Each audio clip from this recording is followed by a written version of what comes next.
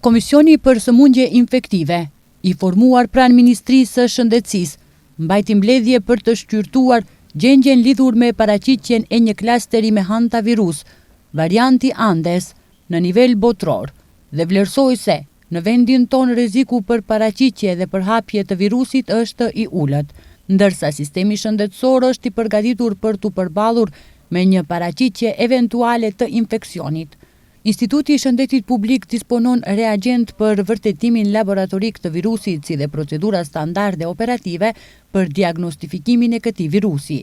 Klinika Universitare për Sëmundje Infektive dhe Gjendje Febrile disponon kapacitete të përshtatshme për trajtimin e pacientëve eventual me simptoma karakteristike të infeksionit me hantavirus, varianti Andes. Përkatësisht ka kushte të duhura për kujdes intensiv, ventilim mekanik dhe mbështetje respiratore. Komisioni theksoi se varianti Andes, ndryshe nga variantet e tjera të hantavirusit, ka mundësi të transmetimit nga njeriu te njeriu gjatë kontaktit të afërt dhe të zgjatur, por është e rëndësishme të theksohet se transmetimi nuk është i shpejtë dhe i lehtë si te infeksionet me koronavirus.